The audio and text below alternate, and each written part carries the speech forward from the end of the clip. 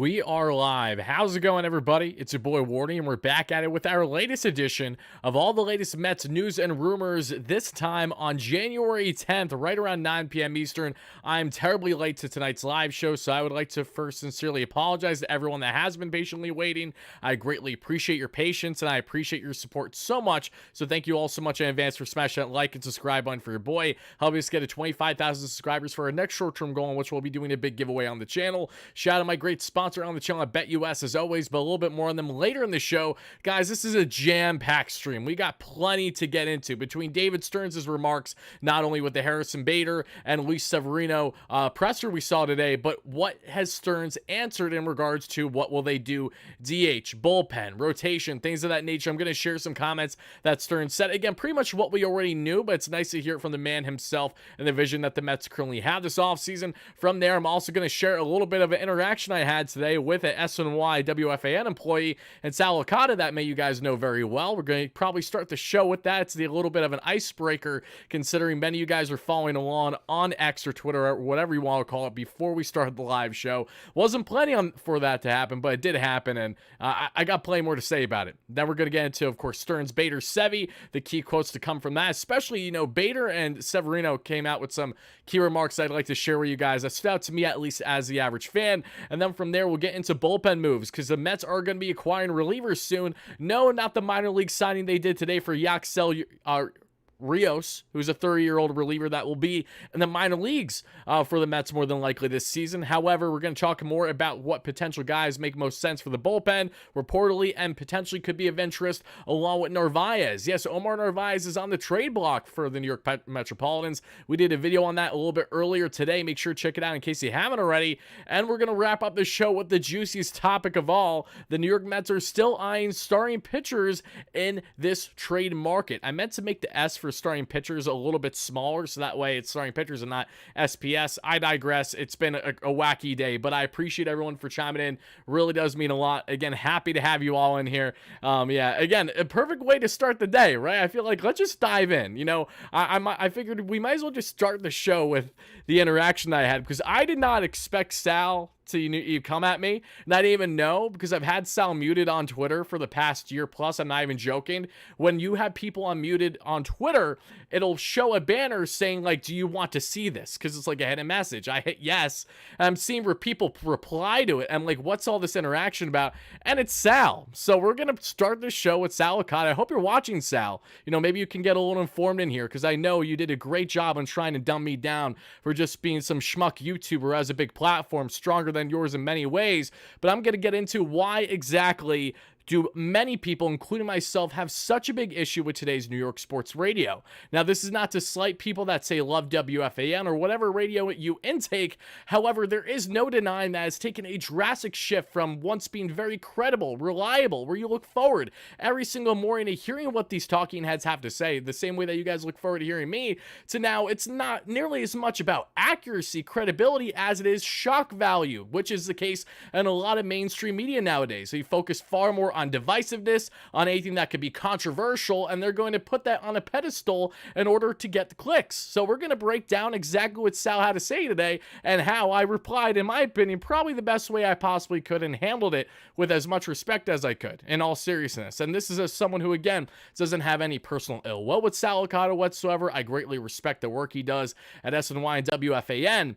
But if you're going to come out and try to disrespect me as well, then by all means, I'm just going to call out the obvious, as I'm just one of thousands of fellow sports fans that know very much about how specifically Sal and others like him operate in this sports space. So let's just dive in. Let's start with this, and then we'll get on with the remainder of the show. Appreciate the donation, Mike. You're an absolute beauty. Really does mean a lot. So for those that don't know, Sal Lacata today on WFAN, of course, he works with WFAN and SNY. Again, whether you love him or hate him, he grinds. He does a very good job on trying to be consistent, even if that consistency means he's being consistently inaccurate with his so-called reporting. However, Sal says today that he has heard from, and I quote, multiple industry sources that Pete Alonso might prefer to play for the Cubs or the Yankees in the future. Now, my reply to this comment is the following. I came out with this 9 hours ago on Twitter today, saying there's there's a reason why I've never referenced anyone from major New York sports radio when making content, and that's simply because they're wrong every single time. What, if this was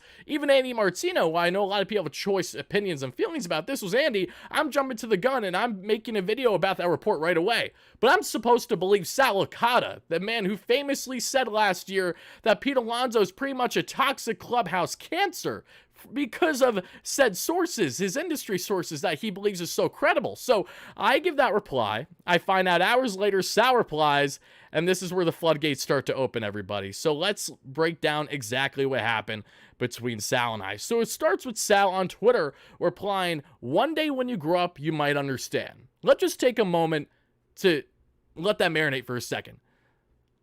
One day when you grow up, you might understand. Enlighten me about what I am not understanding, something that Sal, of course, couldn't cough up to do, as he reiterated in his final remark with me. It's almost like when you don't have anything to say, you beat around the bush a little bit, and Sal certainly did his best in that right. So my reply to this is, the only understanding that needs to be noted here is your lack of credible industry sources, respectfully, of course. Sal then goes on to reply the following: "How do you know my sources, LOL? If you were smarter, you know it better. I don't make shit up for clicks. I don't have to." Before I even respond with what I said on Twitter, just let that marinate again for a second. I don't make shit up for clicks. That came out of Sal Lacata's mouth, or his Twitter fingers, whatever you want to label. If you know who Sal Lacata is, you know him probably for more wrong reasons than right reasons. There's a reason why anytime the man tweets or opens his mouth, he receives backlash to the highest magnitude. It's almost like there's a reason for this. Color me shocked. Well, let's get into my reply from there, Sal, to humble him a little bit, okay? Because it is the following. Again, he says, "How do you know my sources?" All this stuff. I reply, "The same guy who said Pete Alonso may be a clubhouse problem thanks to your credible sources." And I quote, "I don't have to make shit up for clicks.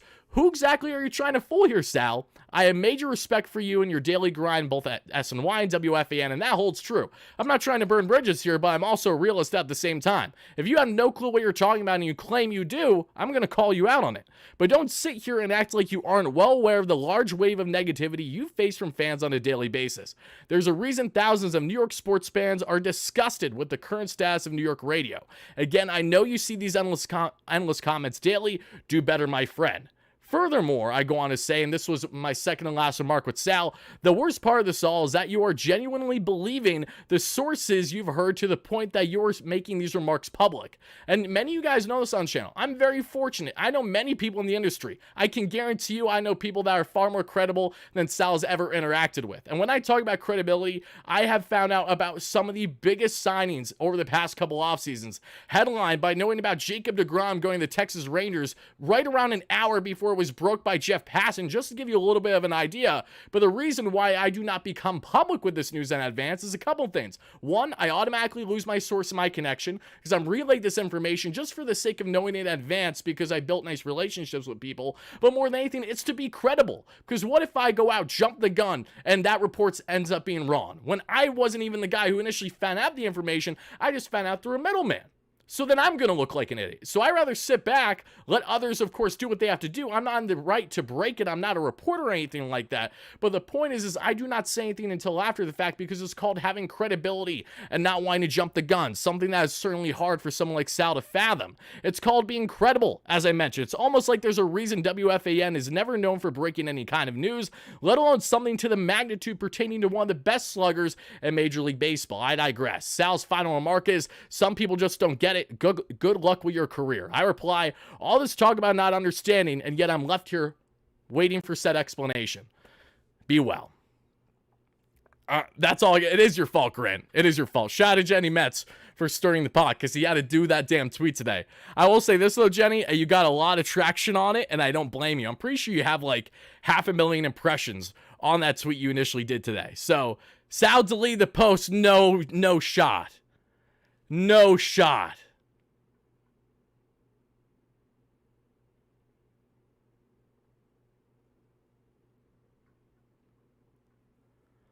Oh my God, Sal's backtracking already. Guys, look at this with me. The post was deleted by the author. Screenshots live from wherever, my friend. Sal, holy shit, I think you're a free agent pitcher because you're doing your best Marcus Stroman impression right now, talking shit, and then decided to delete it after the fact. I like to make something clear. Even if I don't like people in a certain workspace, I still have a respect for them when it comes to the grind and the effort that they put in. I may hate your takes, but I'm absolutely still going to show you respect because I don't hate the guy personally. I'd like to make that clear. I don't hate really anyone. I mean, that's a lie. There's certainly people I hate, but that is not the case here with Sal.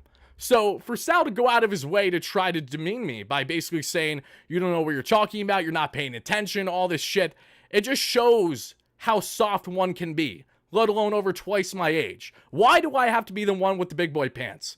Again, I can understand the backlash getting to Sal because it happens on quite literally a daily basis, but maybe open your eyes, read in between the lines. I mean, you don't even need to read in between the lines. It's right in front of you. Everyone, a large contingency of fans, not only Mets fans, but sports fans as a whole, have a problem with you, Sal, because you constantly come out here with the most clickbaity, nonsensical bullshit that you like to call credible. That's the reality of it. So, to Sal, I appreciate you deleting the comments. That says more about you than it does about me, and that is what I will leave you with. Okay, so that is my debacle with Sal Lacata on this fine, what day is it? I don't even fucking know what day is it. Wednesday night. I'm going to talk about Mets baseball now because that is what I came on here to do. So, again, I appreciate everyone for chiming in live on a replay. If you're wondering what we just spent the first 10 to 12 minutes of the show talking about, it's Sal Lacata trying to give me a hard time for being a realist. So now we're going to get into more important matters, which has to do with this New York Metropolitan team and us fans, what is going on with the club, right? So I appreciate every single one of you guys that took the time out of your day to interact on Twitter with me. I mean, the backing really does mean a lot too. Again, it just further proves. I know that I'm grateful and I have a large following on both Twitter and on YouTube, but there's a reason why it was so divided in not only the likes, but the replies to both what Sal and I were saying. And the same exact thing goes from when I had that back and forth with Buster Olney last season, because Buster had the audacity to think that Francisco Alvarez would be sent down once Omar Narvaez and Tomasino both returned from injury. These guys are on salary. On salary. I digress. Love you guys. Appreciate it. Holy shit. I'm the president of the Sal fan club. Shout out to Richard. That's hilarious. Ever since WFAN got the Yanks, they're anti-Met. I appreciate the donation, Dave. I wouldn't know. I don't pay attention nearly enough. I've tuned out WFAN a decent amount ago, unfortunately. And I was someone who grew up loving the fan, like many of you. Yet I find myself interacting with all these people with the same understanding. The fan used to be so great, but now it's just a shell of what it once was. It's almost like there's reasons for it. Look in a mirror. They know who they are. We wage war against Wardy. That's killing me. You guys are killing me. Appreciate you, Faja. Appreciate you, Jenny. Appreciate Harrison. Appreciate all you guys in the chat. I think I went slightly out of focus, but you know what? The grind goes on. So let's talk now about the Stearns presser today. By a raise of hands, if you're watching the live chat or on replay, did you guys watch the David Stearns presser introducing both Harrison Bader and Luis Severino today? If you did, give me a nice little hand emoji in the live chat. And people on replay, drop it down below. Greatly appreciated, guys. Thank you. Because I did watch that presser. It actually went a little bit longer than I thought it would today. It was right around just under an hour, 10 minutes shy of an hour to be exact or so. And David Stearns came out with some remarks today that I'm happy to get into. But I do want to first highlight some of my key takeaways from Harrison Bader and Luis Severino. First and foremost, doesn't it look nice to see these guys with beards? I mean, don't get me wrong, I'm all for traditions. There are aspects to the Yankees organization I certainly not only respect, but truly admire, and something that I wish the Mets were able to adopt more. As you know, there are traditionalist aspects to the Yankees organization that I admire, but the whole not shaving, the whole shaving your beard, I'm not one of them. I think that's pretty ridiculous. It completely changes the look of a person. Miguel Castro having to change both to shave his beard and his dreads to be a Yankee was just absurd. But you see Harrison Bader growing back at the facial hair, right? Luis Severino with a beard automatically looks 10 times better than what he did babyface. Maybe that's just me. Maybe I'm in the minority. I don't know. But what I do know is that both these guys are hopefully going to have a positive impact for the Mets. And a couple of things I want to start with Luis Severino that stood out to me was two things. One, Severino loves playing under pressure. He said it himself today. That's part of the reason why he's so excited to be with the Mets, not only because of the comfortability level, to rekindle that relationship with Carlos Mendoza, being right across town in a different borough so he doesn't have to move his family, but being under pressure. Severino stated himself today he loves being under pressure. That's why he thrived so much with the Yanks when he was healthy and he was productive. He's hoping to bring that same aspect to the Mets by handling high leverage, high pressure situations to the best of his ability. Keep in mind, this is the same Luis Severino that was throwing absolute meatballs last year, but also this is the same Severino that you can tell if he just stops tipping his pitches, there could be a lot of success that the Mets have with him here on this one-year deal. And if you're wondering, tipping pitches, where is this coming from? Eno Saris and Will Salmon took part in a fantastic article through The Athletic over the past week or two, breaking down Severino's struggles in the past with tipping pitches and how this simply could be an adjustment in part that helps Severino for the 2024 season and beyond. Thank you for the donation, Jay. I love you to death. On your birthday, guys, let's get some hype in the chat for Jay St. John. It's the beauty's birthday. You love to see that. Happy birthday to you, my friend. You have no idea how much I appreciate the fact that you've taken the time here to quite literally watch me on your birthday. Many people would suggest that's a way of suffering. I suggest it as I'm very grateful for it, and I sincerely thank you. So happy birthday to you, Jay. Hype in the chat, Tim. Thank you for the donation as well. Why are you giving me money for? I should be giving you money if anything. It's your birthday. You schmuck. Obviously, I'm joking on the schmuck part, Jay. Appreciate you no less, but we talked about those things. Okay, so we talked about Sevy and the pressure aspect. Another thing to keep in mind with Severino is that he's struggled with his sleep in the past quite a bit. So he's actually working with people this offseason to get his sleep regimen right. And as someone who, again, is going to be losing a lot of sleep sooner rather than later as a young father, I don't even know how bad it's going to be. I know it's going to be terrible.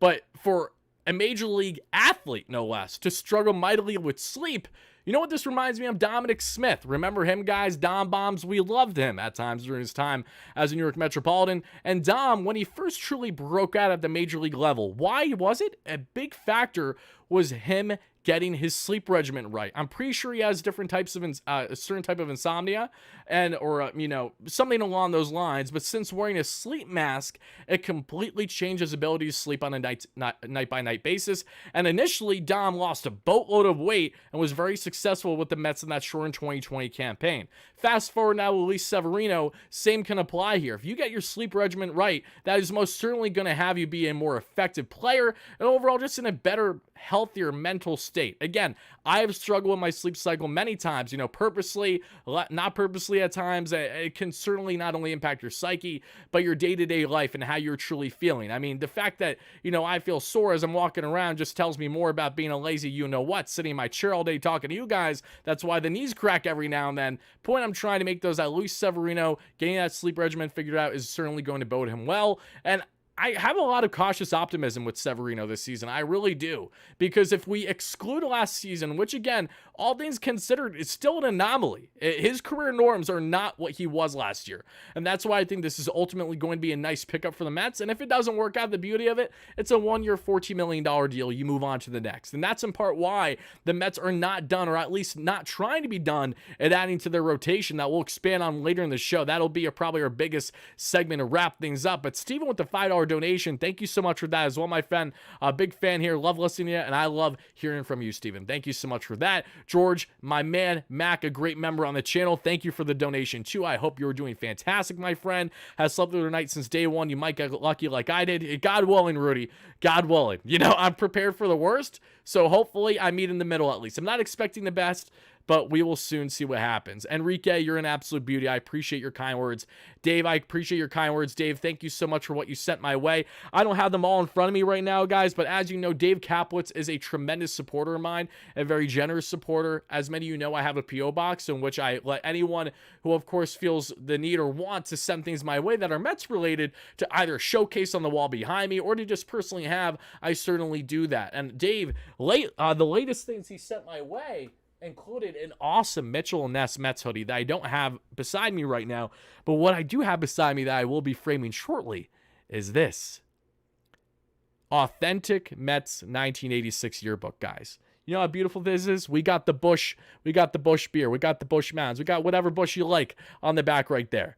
You'll love to see that. This thing is an absolute thing of beauty. I was going through it earlier. I mean, I don't even like want to touch it too much just because it's like, this is amazing. And what was awesome too is as I was going through with it, Mets bench coach, who of course recently just did a little interview with SNY, Brian Gibbons. You can catch him in the book too, because of course he was part of that 86 Mets team, albeit it was a very, very small sample size and impact on the club. No less, shout out to you again, Dave. Thank you so much for your beyond gracious generosity over the years. You have no idea how much I appreciate you. And that's all I got to say about that right now. Appreciate that donation. WFA and Sling that meat Schlappy. Appreciate that donation. That's absolutely hilarious. So we talked about Sevy. Let's talk about Harrison Bader, guys. I don't know what your biggest takeaway from Harrison Bader was today, but my biggest takeaway is that Harrison Bader looks like he has a little bit of that dog in him. I love the style in which he speaks. I just love how he presents himself. Again, I was a Bader fan during his time in St. Louis. I saw him rip those like 5 bombs in playoffs, single-handedly carrying the Yanks, a year and a half ago.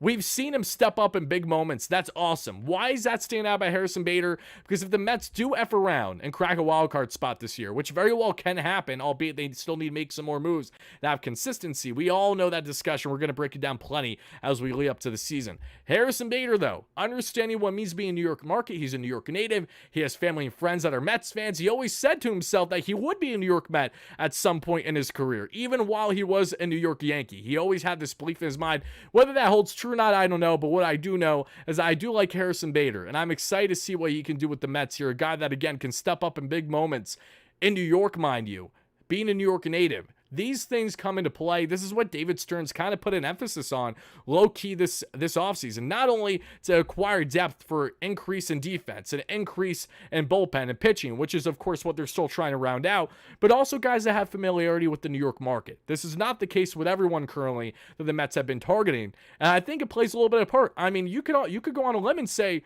the Mets preferred Harrison Bader maybe over a Michael A. Taylor because of his familiarity with the New York market as a New York native coming from the Yanks. I know people don't love the idea of having these Yankee has-beens. I understand that, but just because these guys are coming from the Bronx doesn't mean they're bad players. Not everyone is going to be Dellin Betances or Joely Rodriguez, I promise you, right? And I especially think if the Mets do land a southpaw that we'll get into shortly, say a Wandy Peralta, that'll not be a Joely situation. I firmly believe that'll be a nice pickup should the Mets make it happen. So Harrison Bader, I was very pleased with what I heard from him today. We did get clear word that Harrison Bader will play pretty much center field more times than not.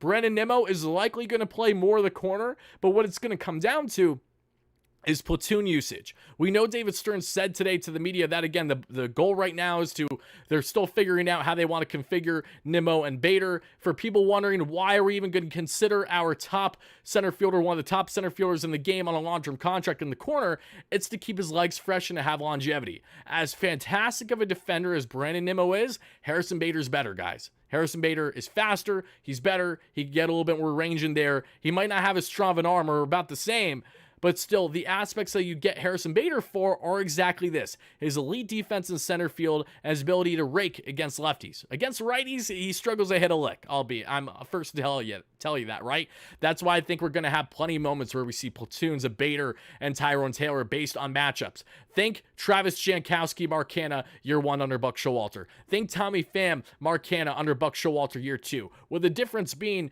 Drew Gilbert, Mets top outfield prospect, ready to command left field, very well might be able to do so a couple months into the season after starting the year likely in AAA. So for those that say don't love the idea of having a little bit of a platoon outfield, I understand that, but having a deep outfield, or one that's defensively sound, is going to work in spades for this team, I assure you. Starling Marte is playing a full 9 innings in Winter League right now. You'll love to see that, but how healthy, how reliable is Marte going to be throughout the 162? That's another question that comes into play, which is why you add the depth the Mets just did. By having Harrison Bader come in center when he's starting against lefties, and of course he will be playing against righties too, he's going to get more playing time than maybe you initially realize. Harrison Bader will be in this lineup probably more often than not until we find out that Drew Gilbert gets called up, or say the Mets are selling at the trade deadline and they want to trade Harrison away. What I know right now is that the Mets outfield configuration, more often than not, for the 2024 season, as things currently stand, will consist of Brandon Nimmo getting plenty of time in left,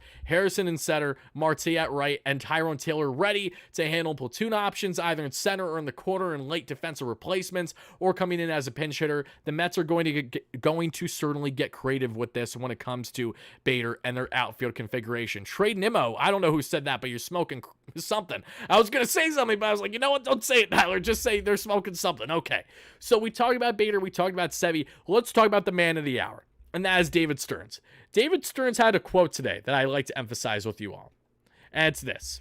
And I understand this might not be too appealing to the all Mets fans, but I think this is just a great rationale of who David Stearns is, because let's not forget, David Stearns is a Mets fan, first and foremost. I think it's easy for us to sleep on that as respective fans when you're frustrated and just want the Mets to sign everyone and their mother. This has been a very underwhelming offseason. We are all in agreement with that. We all know that. Even with the belief that the Mets, of course, are trying to field a roster that's very competitive for 2024, there is no denying that until they trade for a starting pitcher that's a bona fide number 3 guy, until they round out the bullpen, which they will be doing in the coming days, I assure you that, until they potentially add a DH, which is a question mark right now that we'll get into shortly. This has been a very underwhelming offseason, and justifiably so. But David Stearns made a remark which I can at least respect, and that is the following, and I quote, "I love that our fan base wants us to sign everyone out there. We want high expectations. We want our fans passionately engaged. We want them to demand excellence. Excellence requires thoughtful, strategic, and wise acquisitions throughout." So that is the quote there from David Stearns. When David was asked about the Mets adding another bat, he said, "We are not closing the door on adding a bat for, of course, DH, infield, whatever it may be, but is not deemed as a priority the same way it is a priority to add for the bullpen or add for the rotation." And he said that goes directly in part with, again, the in-house guys that we have, wanting to give a leash to young talents and Mark Vientos. And this is a circumstance where I can certainly say, appreciate the donation, $2 holla, Schlaps again, that's hilarious. I think two things can be true at the same time. I understand the thought process behind wanting to give Mark Vientos basically everyday reps in DH. I was a heavy advocate for that last season. I'm not going to sit here and be a hypocrite and suggest otherwise just because of the fact that there's some sexier names available in the free agent market. I understand that belief, because if you're going to roll out, again, more inexperience at the DH position, if you're going to do that, this is the year to do it. You don't want to do it in 2025 when you have World Series expectations on paper, aspirations at least. You don't want to do it anytime beyond that. This is the 1 year where you can really kind of give a leash to some kids and see what you get. Either helping their trade value increase and then you trade them away by the deadline or the offseason, or for the sake of them being an actual potential, I don't know, north of a star here in this Mets lineup. Mark Vientos has power. We all know that. He just has a very loopy swing and he can't defend to save his life right now. If the Mets can shore up those things, him and DJ Stewart, there's a lot of potential there. But you know what really stings? When you have JD Martinez, when you have Jorge Soler, when you have Trey Turner, when you have Rhys Hoskins, when you have Jock Pearson, these are all bats that will automatically make your lineup deeper, better, a more power-filled protection outside of Pete Alonso. And that's exactly why I'm still not in favor of the notion of the Mets not landing a bat this offseason. If they do not land a bat of any significance that'll help the DH position or just help this offense on the power front, I'm going to be fairly pissed off. As someone who, again, understands why they may roll with Vientos, understands the ability to toy with him and DJ Stewart. There is certainly potential there. But this is also the same Mets team that has taken zero advantage of the universal DH since it was implemented a couple of years ago. They've been a bottom feeder in the NL, and the DH position is slugging since then. So why do we have to roll out another year of uncertainty at the position that has been a huge focal point for the Mets' lack of success the past couple of years? If the Mets have a power hitter at the DH position in 2022, they may fuck around and go past that wild card round. I'm very confident in saying that. Having Daniel Vogelbach to just take his walks and his freaking opposite field singles, and Darren Ruff, who can't hit a lick, Tyler Naquin, who's striking out everyone and their mother, himself including, because he's the one being struck out. I remember seeing his ass getting struck out there in the in the final game of Subway Series, where Max Scherzer didn't have a great start. It was 2 years ago, I think, right, in the Bronx. Point I'm trying to make is the Mets have had all this uncertainty with their DH, so why in God's name should we just continue to roll out said uncertainty? I understand David's thought process. I hear you. I get it. But I think he also understands the reason as to why they should add a bat. And there's a reason why as soon as Ronnie Mauricio went down with injury, reports came out that the Mets were active in the market to add a bat, either to help out the hot corner or also help out the DH position. Now, what makes things even more difficult here is that even if the Mets have this proposed $10 million or so, that rough estimate that Andy Martino threw out yesterday, which he has since basically kind of contradicted, backtracked on, he was asked about it more and he said, the Mets do not write the Mets off. There's still potential for them to add a bat or an infielder, especially if prices go down. I understand the Mets are working with a certain amount of dollars. They have the highest luxury tax penalty this year. It's a fucking joke. It should be going to the Dodgers, but it's going to Steve Cohen because God forbid he spent like $80 million on a couple years for a washed up Max Scherzer and a Justin Verlander, who unfortunately for us just didn't work out because he started the season with injury and then his trade value was great. And that's why we got Drew Gilbert and Ryan Clifford. Very happy with that deal, and I still have a lot of respect for Justin. Wishing him the best. I still have respect for Max too, even though it's a little bit of a different feeling there for obvious reasons. Point I'm trying to make here is that you had Steve Cohen just try to win a championship by buying his first couple years to rectify a lot of the runs that the Wilpons did. It didn't work. We're still penalized for that. He has to eat so much dead cap this season rather, and not cap, just money in general. He has to eat so much and he has to give it to fellow schmuck owners who don't spend a dime. Yes, it's that ridiculous. Yes, it's still a thing. And yes, it's unfortunate. But what is also true is that even with the Mets being on the top of the list when it comes to luxury tax and its penalties, not adding just because, say, a guy is a couple mil out of your range, in my opinion, is kind of inexcusable. And I understand. This goes back to the belief that you like what you have in Mark Vientos, DJ Stewart, the potential you have there. But personally, as a fan, as someone who's watched these guys, as someone who's watched plenty of JD Martinez, Justin Turner, Jorge Soler, Jock Peterson, he loves Citi Field. He freaking torches the Mets, including my man Tyler McGill. Tyler will be the first to tell you he has his number. And then Rhys Hoskins, who I despise, but is a guaranteed lock to give you 20 bombs a year. Why aren't you doing more for that position? That is my counter. So if the Mets, again, do not add in that position, I'm still going to be pissed off about it. I'm still going to talk shit. I can understand it, but understanding and agreeing are two different things. And I think a lot of you guys watching the show right now or on replay can say the same as well. So that is what I'll leave you with regarding that. Again, he's still active in that market. There's an interest level. It's just not a priority. So we're going to find out if the lack of priority ends up meaning, okay, we're going to just stick with the kids or not, to be determined. A couple other things that stood out to me about David Stearns as well. A couple of things. One asked if the Mets are, going out of the rotation. And his reply was basically along the lines of you can never have enough good arms, basically. I'm paraphrasing really hard here, but it was something along those lines. Trying to see if I can get the quote. I probably can't from earlier because I got freaking Sal's tweets in my way at the moment as I'm going through my phone. But regardless, though, David did make a remark like that. Let's see here. Yes, okay. David Stearns on whether he's done adding to the starting rotation. Shout out Mojo Hill on Twitter as well for coming up with some of these quotes. I don't think you're ever finished. Keep in mind, this is the same David Stearns that's reportedly been connected to Dylan Cease. Over the past week, he's still connected to multiple arms in the trade market after signing Sean Manaea. I don't think it takes a rocket scientist to figure out that this rotation needs another bona fide 3. They had in the season with what they got. They certainly can have success. But oh boy, can it be a recipe for failure. They're going to be very unique. They're going to more than likely roll 6-man. You're going to have many games that are frustrating to fans, but again, can still leg out wins. Think about the Tampa Bay Rays. Think about the Houston Astros. Think about the LA Dodgers at times. What do these teams have in common? They're so analytically involved that they know how to properly utilize their pitchers, and that's why the bullpen and who the Mets add there is so vital right now, on top of what they have in the rotation for swingman types. You're going to have many games where Sean Manaea, say, starts the first 3 innings, and then you're going to have Jose Butto handle the next 3. Or it's going to be Tyler McGill, or it's going to be so-and-so. Maybe it'll be Adrian Hauser. You know what I mean?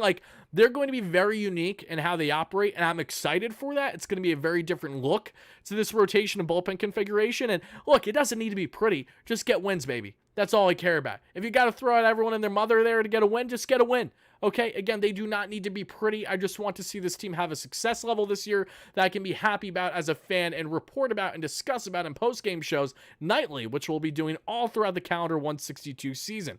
So when I look at this, knowing that they're not finished, I truly hope that the Mets can add a bona fide 3 here. It is certainly going to be disappointing still in my eyes if they cannot get that done. I understand trade values are high, but you know what? If you're trading for a guy with 2, 3, 4 years of control that has potential ace caliber stuff, then I don't think it's going to stain as much the prospects that you may have to part ways in order to get them. I'm not in favor of trading away any type of prospect. I'm not in favor of trading for starters that are rentals like Bieber and Burns, because I think that's a recipe for disaster. Why give up the farm for these guys when they're going to hit the free agent market right away, even if you have a confidence level in bringing them back? Mind you, this is also a 2024 Mets team that has playoff aspirations, not World Series aspirations, in the sense of what they're going to have on paper is not even going to remotely close lead up to the belief that, okay, this is a World Series caliber club. They're going to need to prove it, and no one has expectations like that heading into this 2024 season. So for their rotation, there are multiple guys that can certainly be a fit for them that I'll expand on a little bit later in the show. But before I do, I want to take a moment to sincerely shout out each and every one of you guys that have smashed that like and subscribe button. If you haven't already, continue to do so. Help us get a 200 to 300 likes by the end of the live show, and people on replay, same applies. Thank you all so much in advance. Again, we're a couple hundred subs away from 25K. What are you doing? Don't dilly-dally. Go and check it all out today. Smash those buttons. Thank you in advance. We got plenty more to say here. I see a donation I'm going to address from my man Dave. Was not interested in Bader Sevy intro. Would have been interested in Ohtani, Yamamoto, or Soto intro. You're preaching to the choir, Dave. Who wouldn't want that, right? But Yamamoto used us like a fiddle. Ohtani wanted nothing to do with us. And Soto, why trade? Why give up an absolute haul for a guy when you don't even have a World Series aspirations this year, and you know he's going to walk at the end of the season regardless of how great he performs or lack thereof with the Yankees? Anyone then that thinks Juan Soto is not going to hit the free agent market, we'll see how that ages months from now. I'll leave it at that. Speaking of which, we're going to be back at it tomorrow, barring any breaking news. Latest episode of, pardon me, I was going to say Unhinged. No, my co-host Patrick Hennessy. From the Yanks fan perspective, on the Mets fan perspective, we're doing our own kind of version of New York sports radio where we bring comedy into it, but we actually have, factual reporting. We actually have credibility to rely on when we have our discussions, not just pulling shit out of thin air and calling it industry sources. Well, those might be industry sources, but you know what? It's almost like there's a reason no one else that has any credibility whatsoever is reporting on said things. So if you're going to be the first to break the news, by all means, be my guest. I'll sit here and wait. I have a feeling that dust is going to start to build up on me because of how much time goes by. But we're going to have a new Bridging the Gap episode live tomorrow, breaking down all things Mets and Yanks. We're going to be getting into a little bit more on Harrison Bader from a Yanks fan point of view. What is there to know about Bader? What do we like? What do we maybe not like about him? We're going to talk about Marcus Stroman looking like a potential favorite to land in the Bronx. I am absolutely ragging on Pat the entire time tomorrow, especially if that does in fact happen. Wandy Peralta, that we're about to get into in our discussion here. He very well could be a New York Met as they're showing interest. Former longtime Yankee reliever. Make sure you check out that live show tomorrow. It's going to be a great one. But before we take our focus into the live show on relievers, who the Mets are connected to and what a deal could look like coming up soon, Narvaez, and more on starting pitching, I do have to let you know all about today's video sponsor, and I greatly appreciate everyone that takes the moment to just listen to it. And again, taking part as well, and said sponsor is the best way to support the channel, so thank you all so much in advance. All right, guys, what? My God, son of a I'm cracking up. I'm cracking up so hard, guys. Bear with me. Hold on, guys. You're gonna see why this is funny in a minute. You're gonna see why this is. Bear with me 1 second, everybody. Just hold on a second.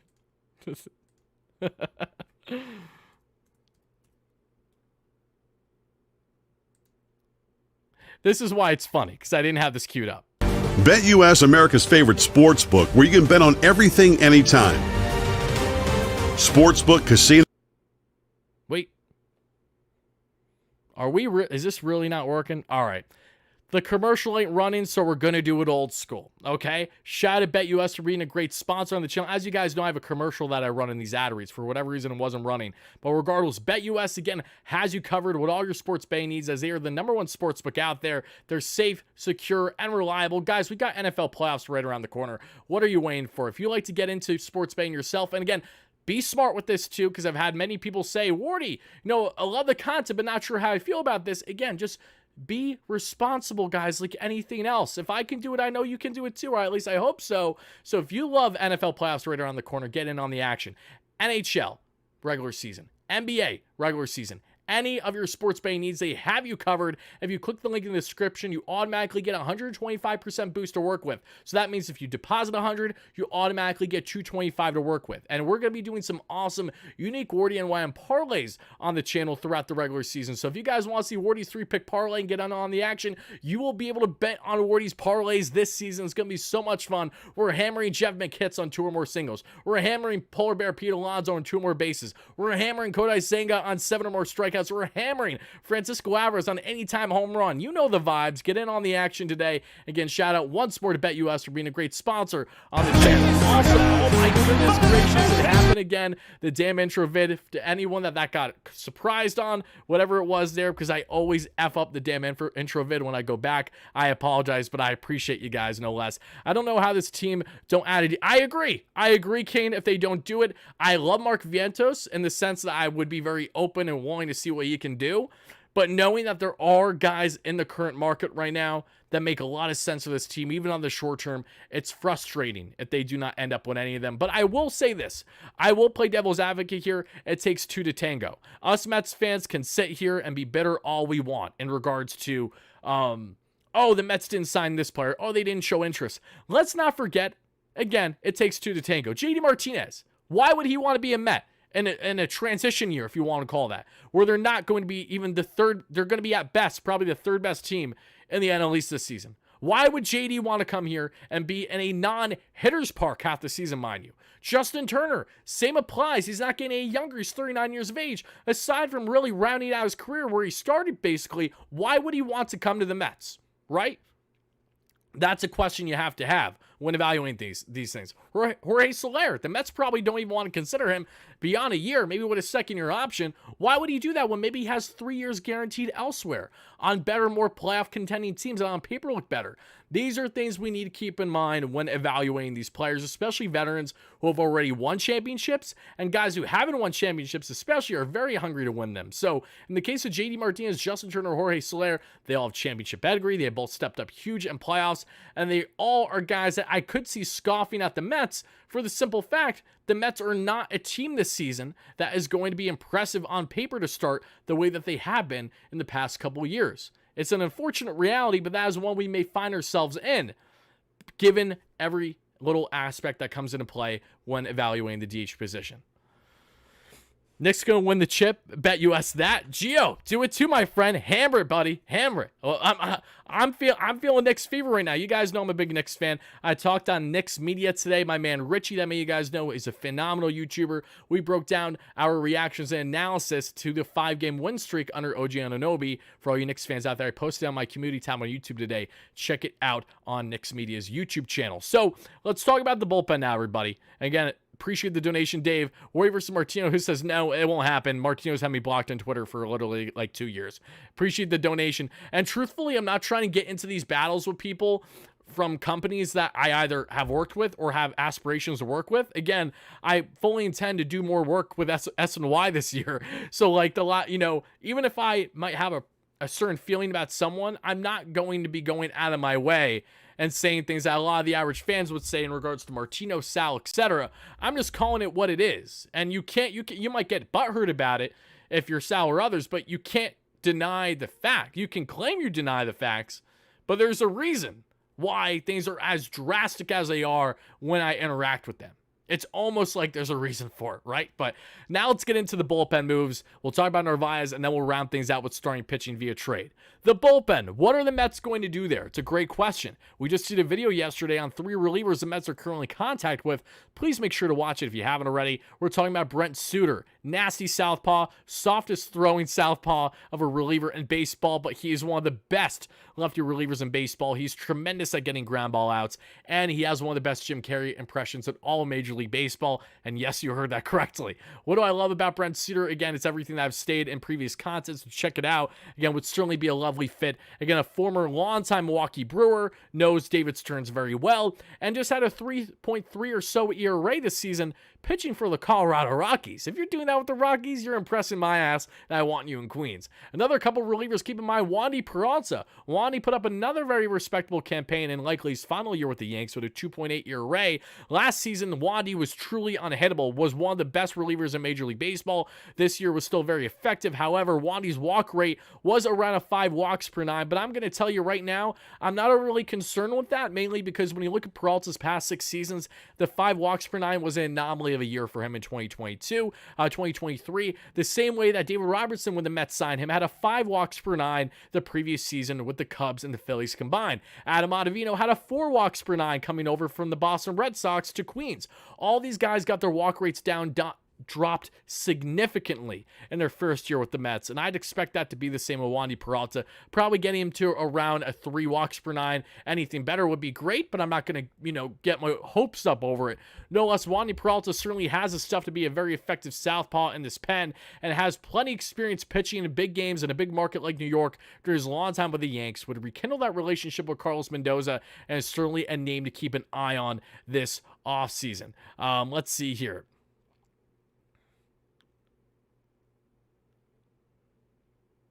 You guys are cracking me up in the chat. I'm just reading you guys. Bring back Robertson. I would love if the Mets bring back D-Rob, but unfortunately, I'm just not getting my hopes up. I think the only one I might be getting my hopes up with is truly Brent Suter, because we don't know for certain if it's going to happen or not. But the final reliever that the Mets have recently been connected to is John Brebbia. John Brebbia is a very interesting reliever. He has an interesting mix. He gets a good amount of swing and miss, and just around 40 or so games this past year for the San Francisco Giants, 10 of which he started as a spot starter. Remember when Aaron Loop spot started a game or two for the Mets in 2021? Yeah, that kind of spot starter. Very interesting, something that we probably can expect the Mets to do more so this year than in years past, because they're going to get very unique with pitching matchups, and if you throw off the start of the lineup with having a reliever out there in the first inning or two, the Mets and David Stearns are certainly going to consider that. This is the same David Stearns and Milwaukee Brewers organization that has toyed this at the highest level. If I'm not mistaken, I'm pretty sure they did that with Wade Miley in the playoffs a couple years ago, right? Where they had him only pitch in the first inning or something. Again, correct me if I'm wrong, but I'm pretty sure that's right. But point is, the Mets are going to get very creative here. These guys make a lot of sense for them. Brebbia put up a respectable campaign last year. His advanced numbers look very solid as well. Actually, I got them to my right now, so no need to pull stuff out of my ass when I got John's numbers right in front of my face at the moment. And John Brebbia, a 3.99 ERA, a 3.33 expected ERA, an 11.03 K per 9, a career high for John, who again got a good swing and miss in his 38 innings he pitched last season, a 3.29 ERA, a guy that again can be utilized in non-leverage, high-leverage situations. Either one, take your pick, and can also be utilized as a spot starter. Makes plenty of sense for the Mets, as they're going to get very unique with their pitching configuration this season. Other relievers to keep in mind, I absolutely love Ryan Stanek. I know James Shiano, the Mets, the podcast, is drooling over the guy. I absolutely love Phil Maton. I think he'd be a fantastic get. Not a flamethrower, but fantastic with his off-speed and breaking pitches. Love a lot of aspects of his game in particular. David Robertson, again, would have loved the idea of bringing him back in to this rotation. Bullpen, to be the true setup man for Edwin Diaz, something that he was never really able to be last season because of Edwin's injury before the season began. And to go down the list just a little bit further, what I have in front of me, Yariel Rodriguez still has yet to sign with a team. He's coming over from the MPB, but has pitched for Team Cuba in the WBC and has spent the past calendar year pretty much pitching in Dominican Winter League, get really ramped up for MLB level. Matt Moore, I would think, would be fantastic, more of a higher flame-throwing southpaw in the pen, a starter turn reliever, very effective southpaw, one of the best ones in baseball since becoming more so a full-time reliever the past 2 seasons, which was first introduced during his time with the Texas Rangers in the 2022 season, if my memory serves me correct. Shintaro Fujinami, the guy has a wily arm. He touches 100 plus on the gun with ease. He's struggled mightily with his control at the MLB level, but he was also signed with the Oakland A's, where they basically just said, go out there, kid, let's see what you got, and try to stretch him as a starter still. Shintaro Fujinami is some of the nastiest stuff among all relievers in baseball right now, but he's highly slept on because he's struggled mightily to command the zone so far in his career. Is that something Germany Heffer can work with? Is that something that Kodai Senga can help with as a former MPB pitcher? It's possible. Shintaro Fujinami, a very fascinating name to keep an eye on this offseason. And, a couple other names. Jake Diekman, of course, is an interesting one. Always a high walk rate, but has a lot of success each and every year. Gets guys out, even though I hate that his consistent walk rate is right around a 5 walks per 9. I don't love that idea nearly as much as a of Wandy, because Wandy had an anomaly of a 2023 season where his walks were a 5 per 9 versus someone like Diekman, who I know Giraffe Neck Mark, again, other co-host of the Mets Up podcast, absolutely loves. But every single year, you look at Diekman's numbers, he's right around a 5 or 6 walks per 9. He's absolutely brutal. Let's see here. Josh Hader, pause, stop it with the hater stuff. By the way, Shota Imanaga did officially sign with the Cubs today. Big get for the Cubs here. Of course, would have loved the idea of Imanaga in this rotation, but clearly there were factors as to why the Mets weren't going to make that happen. And hey, if they trade for a bona fide, controllable number 3 starter, I ain't going to give a shit. I really ain't. So we'll see what happens on that front. But there are any other relievers out there in the current market that you guys are personally fans of or would like to see? By all means, let me know in the chat. I greatly appreciate that. People conveniently forget how intelligent Stearns is. We got to let him cook. Absolutely. Absolutely. David is a very smart baseball exec. There's a reason why when he was hired by the Mets, universally across baseball, I spoke to multiple people, a part of organizations across rival orgs in baseball, and they were raving over this move for the New York Mets. This is the magnitude as significant as when Friedman went from the Rays to the LA Dodgers, right? That's how big it is. The only one that we've seen that didn't really pan out is the guy who's now an advisor most recently with the St. Louis Cardinals, Chaim Bloom. When Chaim Bloom went over from the Rays to the Boston Red Sox after failing to be signed by the Mets because we decided to go with a fucking agent and Brody Van Wagenen. Thank you, Will Ponce, for absolutely nothing. Chaim goes on to Boston, and it was underwhelming in Boston for sure. It seemed like he had some struggles with the big market, but there was also a misunderstanding. There was a gap between himself and ownership too. There's a stubbornness on Boston's end on what they're willing to spend on a year-by-year basis. It's certainly a different and unique situation in its own. But regardless, Stearns, while he has a lot on his plate, I'm very confident in his abilities and what he will do for the Mets, even if that means that 2024 will be a bit to be desired and a year that we end up forgetting. Again, if we could forget 2023 the way we did, with the expectations we had heading into the season, and we could forget aspects of 2022, then it's telling that this year, again, can go various ways and how we look back on it in 2025, 2026, so on and so forth. Wow, I'm blurry. Let's fix that real quick. Did I get cataracts? No, Scott. I promise you didn't. My camera just has to be a schmuck for the 10th time today. There we go. A little how you doing? So we talked about bullpen. Let's talk about Omar Narvaez, everybody. Okay, Omar Narvaez is on the trade block. The Mets want nothing to do with this guy. Obviously, I'm exaggerating a little bit. They've had him on the block for at least the past week. It's been kind of brushed under the rug, I feel like, by the media. No one's really talking about the fact that Omar Narvaez is on the trade block, even though the New York Post reported this going back to January 4th, hence why I did the video today. And I think a lot of people forgot about this regarding Narvaez, mainly because of the fact that there's so many things happening in the offseason, and because of that reason, that's why it's easy to forget. The same way that I know many of you guys probably forgot, Francisco Alvarez asked for an extension this offseason. Or he wants an extension pretty much. Like, he's open. He's willing to get into those talks as long as Stearns and the Mets are. I don't think a lot of you guys remember that either because, again, it's not related to acquiring a pitcher, acquiring a bat. And we tend to forget and push those things aside. No less, Omar Narvaez, who had a whopping 64 WRC plus this past season, which means 36% worse than the average batter in baseball. Not better, worse. The average batter sits at 100 in WRC plus and OPS plus. Just depends on where you get your info from. WRC plus is weighted runs created, which of course comes from Fangraphs. OPS plus you can get on Baseball Reference online as well, and that just means what it means to be an average batter in baseball. So to be in the 64th percentile is pretty dog shit, and outside only the small sample size of 50 games Narvaez played last year, he was a negative offensive and defensive player, and he's balling out making $7 million with the player option he opted into this offseason. I did a video a couple months ago, guys. I told you about it in our video earlier today again on 5 Mets who were not returned for the 2024 season, and my most controversial player I had in there was Omar Narvaez, and I stated, don't be surprised if the Mets consider trading away Omar Narvaez to part ways with that contract the same way that they ate the final year of James McCann. Fast forward a little bit, we find ourselves in that same exact situation again. Unfortunately for Steve Cohen's sake, he is now 0-2 when signing catchers in the free agent market since becoming owner. Yeah, James McCann was on a $40 million deal, believe it or not. And yes, it's disgusting. Yes, I want to throw up in my mouth a little bit. Omar Narvaez made $8 million his first year. He's making $7 million this year just for the sake of participating. It's like a participation reclamation trophy that you get an absolute bag for. He's going to get little playing time this year as long as Alvarez stays healthy. I know he's a fellow Venezuelan, so they have nice intellect together. They can bank off of each other. Having said all that, if you can part ways with Omar Narvaez for the sake of trying to free up some salary and have you have a better chance at maybe adding a bat, you do it every single day of the week. By all means, I'll sit there. I will buy the Uber for Omar. I will buy his flight wherever he needs to go. Wherever you got to ship him off where you can get more playing time. Even if it means you got to eat a portion of that contract, maybe you're only saving 2, 3, 4 million. You know how much money that could actually mean for this Mets team if what is being proposed with the rough estimate of 10 million that they're working with the whole true. Those dollars then can be allocated towards a bat furthermore than what it would have been previously if you kept Narvaez on the roster. Now, the biggest hurdle and the biggest hiccup, the elephant in the room, obviously, is Narvaez's contract and why people don't want it. So it isn't going to be easy. The Mets are going to have to eat a chunk in order to even part with him. But the point is that they're beyond willing to do this. They want to part with him at the right deal. So let's see if it happens. Again, Omar Narvaez, sayonara, how you doing? Don't hate the guy. If he's with the Mets to start the year, I'll be rooting for him. But there's reasons as to why he could be dealt, and those reasons are what I just relayed your way.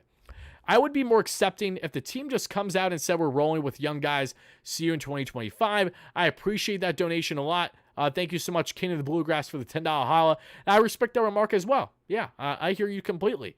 If the team just comes out and said we're rolling with the young guys, see you in 2025, I appreciate that donation no less. Thank you again, my friend. It really does mean a lot. So that's the final thing I think I'll say in regards to Omar Narvaez. By a show of hands, let me know in the chat or on replay. Do you guys want the Mets to trade Omar Narvaez? Do you rather they stay put? Do you rather they trade him away and say bring up Tomas Nido, who is in fact sitting in AAA still? He cleared waivers after being DFA'd and everything. He's still in the organization. No one picked him up. Nido, while he is anything but a solid bat, he is something unlike Omar Narvaez, and he is a plus defender and framer. So even if you're not going to like what you're seeing from him every now and then when he bats, you know you're getting pretty solid defense, all things considered, that certainly can work well with what is likely going to be a wily mix of pitches from this rotation and bullpen for the 2024 season.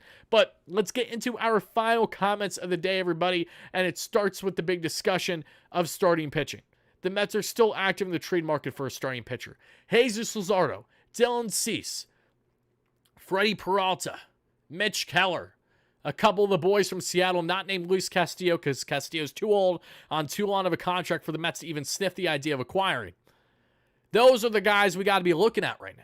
Edward Cabrera, even with his inconsistencies. Those are the names I fully anticipate and expect David Stearns to currently be actively involved in. We know reportedly the Mets are involved in Dylan Cease's market. We also know reportedly that the freaking White Sox are asking for a Kane's ransom, and they may head into the season with Dylan Cease because it just shows you how out of line the organization still is. This is the same Chicago White Sox that didn't trade Dylan Cease at the trade deadline when they had an absolutely ridiculous offer from the Baltimore Orioles, but said, you know what, we're going to stand pat. Dylan Cease goes on to have a horrendous second half of the season post-trade deadline, right? The value is still there, but it's not as strong as what it would have been. And now they're saying we may stand pat. No one wants that. Dylan Cease doesn't want that. He wants out of South Side. He knows he doesn't have a defense to save his life behind him outside of freaking Luis Robert. If it ain't Robert, it ain't anybody. Dylan Cease's ass needs to get out of Chicago, and he should be in bed. And I know a lot of fans don't love the idea of trading for Dylan Cease because they're like, okay, I get it, he's on a couple of years of control. I get it, he has some really strong stuff in his arsenal. However, he has gotten barreled at a decent spot. He did have kind of an anomaly of a 2022. While those things may be true, I would argue that Dylan Cease, even if you're getting him around a 3.5 to north of a 4 ERA, can still be a very, very effective number 3 starter for you, if not number 2 in this rotation for the 2024 year, given what we currently have. Now, the question lies, what do you give up for guys like this, right? That's where David Stearns has a hard line in the sand. Would love Dylan Cease, but if you think we're giving up a Kane's ransom for the guy, you got another thing coming. But we have to meet in the middle here, right? Freddie Peralta, multiple years of control. You're not acquiring him without giving up a really solid return, especially a Brewers team that probably views Peralta as their future ace if Corbin Burns walks after this season. Mitch Keller, the guy who hurt Starling Marte in 2022 that we all despise. He has a great arsenal, flamethrower, just around a 4 ERA this past season in Pittsburgh. lot to like there with Mitch Keller, who's young, still, is early, his mid, not even full late 20s yet. I think he's like 26, 27. Mitch Keller, multiple years of control. Would be foolish of the Pirates to trade him, which is exactly why we're talking about him, because this is the same Pirates team that has had no problem trading guys like Garrett Cole, Tyler Glass now, just name a few in the past. So, yeah, there are a lot of guys out there. And when it comes to Seattle, they have a bunch. We're trying to figure out if Seattle's going to end up maybe acquiring the guy that grew up a Mariners fan from the Seattle area, and Blake Snell. If that happens, they're most certainly going to have at least one arm available via trade. By all means, I would love a Logan Gilbert. I would love a George Kirby. I would love a what is it? Bryce Miller? Is that Bryce Miller? I wouldn't mind Woo either. They got plenty of arms there, young, controllable. But what's their willingness to part, and what are they looking for? That's the big concern with these young, controllable starters with the Seattle Mariners. So much upside. Again, Bryce Miller isn't a free agent until 2030, so I'm not getting my hopes up with that one. But put up a 4.3 ERA in his rookie season. Again, an 8.1 K per nine, a 1.7 walks per nine. That's really not bad at all for a 25-year-old. I would take that every day of the week. And yeah, again, if you think Cease is overrated, that's fine. But he is one of the higher desired names in the current trade market, and the Mets are connected. So that's why we're talking about him. But out of the pitchers that I just relayed your way, everybody, what is the starter that you personally would like to see most in Queens? If the Mets are going to F around and make a big trade for a starter this offseason too, what pitcher would you like it to be? Again, I preface, do not expect a Corbin Burns. Do not expect a Shane Bieber. They made it abundantly clear they're not going to trade for guys that are at a high price trade value-wise, but are a rental, okay? And they have multiple years of control. It's a different discussion. But if it's guys that are rentals, there's no need to talk about Burns. There's no need to talk about Bieber. It's not happening. Would you add McNeil in a Gilbert Cease package? It depends on what that package as a whole, truthfully. It depends on what the ask is. Luzardo, yeah, Peralta. What is Stearns cooking, Giovanni? We'll soon find out, my friend. I'm pretty confident saying the next major league move David Stearns will do is going to be for a relief pitcher. And it may very well be Brent Suter. So we'll see. Luzardo, Scherzer, Peralta, Luzardo. Cease is underrated. The White Sox are an awful team to pitch to due to bad defense and poor run support and chaotic locker room. Yeah, I mean, you can literally just go and do whatever you want there in Southside from all the things that we've heard this past calendar year. I mean, between what Lance Lynn has exposed, between what Lucas Giolito has explained and exposed, it's pretty telling that these guys kind of just get to dick around and do whatever they want there. And if their previous manager is an example of exactly that, I don't know what is.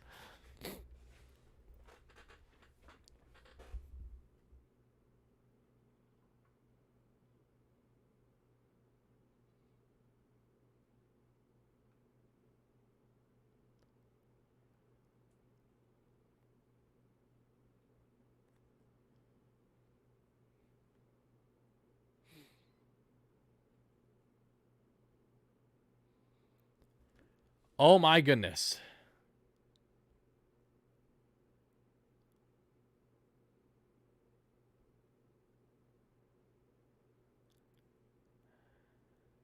There's no way.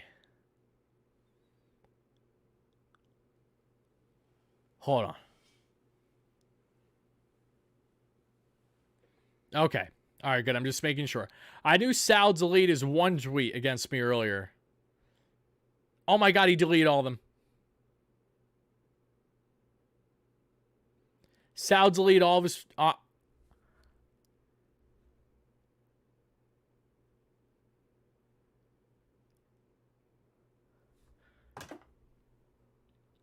Guys, you know how I told you Sal deleted one of his tweets that he did with me earlier? He deleted all of them.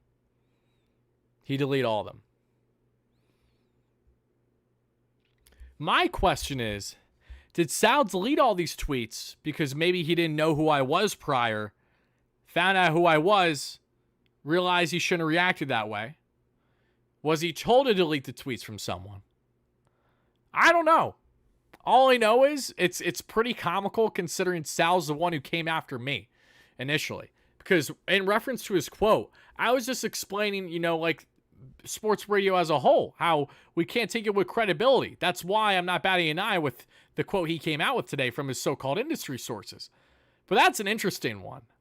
Wow. I mean, whatever. It is what it is. Look, and I'll say this too. I did not attack Sal in any personal way, but he definitely tried to belittle me a little bit with his responses, and it didn't work. I think he realized how bad it didn't work. That's just hilarious.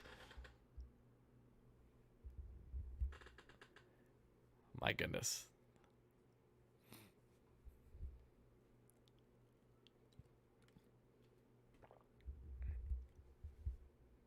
Yeah, he tried to little bro me. He literally tried a little. He told me to grow up. He told me, like, once you grow up, maybe you'll understand. Like, what are we saying here? Like, it's stupid. Quite the debacle, though. I'll leave it at that. And you know what? Again, it is what it is. I don't know if I'll ever interact with Sal again or not, but it was an eventful one, to say the least. So I think that's where I'm going to leave it, guys. I want to thank you all so much for taking the time to chime into the latest edition Mets news and rumors show here on WardyNYM. I want to thank you for your subscriptions, your donations, your generosity, your support. Can't spell Wardy without the W. Shima, I love that comment. Thank you so much. I appreciate that. Greatly appreciate that too. What do you think about Brad Keller 1 year just to see how he does? Brad Keller, before I get out of here, let me see. What? My apologies, but Brad Keller is not clicking. I'm assuming he's Brad Keller. Brad Keller. That's why I'm blanking on Brad Keller, because he was on the frickin' Royals, one of the few teams I don't watch. Keller, let's see. Okay, so Keller only started in 11 games last season, started 9 of them, 45 innings, a 4.5 ERA. He started. Interesting. Okay, Keller's another one of these kind of swingman types. He starts and relieves past couple years. Okay. Yeah, I mean, I'm not seeing anything that's truly jumping out on me regarding Keller. Especially, his numbers leave a lot to be desired over the past 3 years. Keller's only had one pretty good season on his resume, and that was the shortened 2020 season. Yeah, I don't know. Outside of the fact that Keller's just pretty much another swingman type, I think there's a bit to be desired there on that front, just by looking at his Fangraphs numbers. So that's my response currently to Brad Keller. But I appreciate you bringing him up, and I appreciate everyone watching live on a replay. We're going to wrap up the show now, guys. Thank you so much for watching. Stay tuned.